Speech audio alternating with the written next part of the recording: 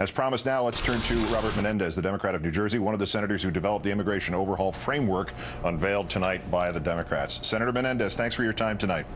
Good to be with you, Keith. What are the things the framework aims to do? It does several things. Number one, make sure that we have the appropriate border protection so that we don't have unlimited crossings of people who are undocumented. It makes sure that those people who are in this country in an undocumented status can have a temporary status upon the passage of the law and come forth. I'd rather know who is here to pursue the American dream versus who might be here to do it harm, and I won't know that if I have millions of people in the darkness.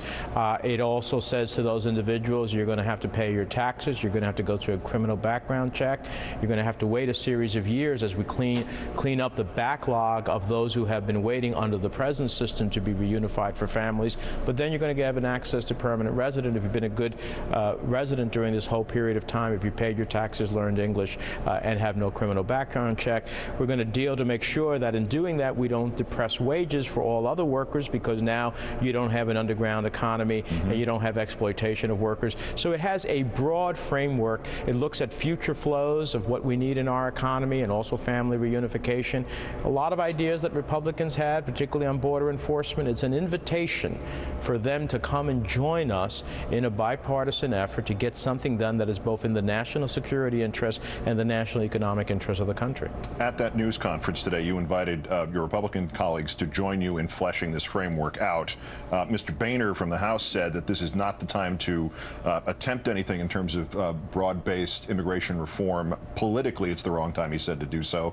I'm gathering they're not clamoring to join you on this, even though they view this as an issue of national security?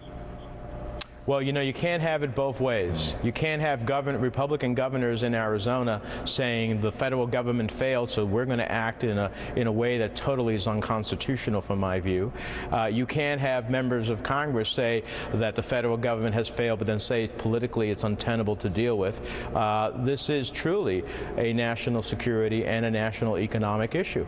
And so Congress's failure to act leads to the Arizonas of the country where even U.S. citizens and legal permanent residents, Keith, we have over 200 cases of U.S. citizens and legal permanent residents unlawfully detained in immigration raids in violation of their constitutional rights as a United States citizen. That is not acceptable, and that's where we continuously see this situation leading to. Well, there's a lot of things wrong with that law in Arizona, but is that last point of yours not the key ingredient? Is it not theoretical that if you were traveling in Arizona under that law, if it gets to be enforced as of August, and you had no documents that proved that you were in the U.S. Senate, that you might be questioned? Well, yeah. I mean, if I'm standing with a bunch of day laborers and I look a certain way and the police come in lawful contact, which means lawful contact, if you have two police officers walking down the street towards a crowd, they're in lawful contact. If they're in a patrol car and stop by a group of people, they're in lawful contact. If we're having a rally in Arizona and the police are there, they're in lawful contact. And now that gives them the opportunity to question anybody under reasonable suspicion. Well, what is reasonable suspicion? Is it the way I look? Is it the way I speak? Is it, the nationality that I have? What makes someone, I don't carry my U.S. citizenship birth certificate where I was born in the United States. I don't carry my passport with me unless I'm traveling. What proves that I'm a United States citizen? And so what we're going to have is what we've already had, where U.S. citizens and legal permanent residents, already green card holders who followed the rules, obeyed the law, and ultimately came to this country through family reunification, have been caught up in these raids and often detained for months before they're released.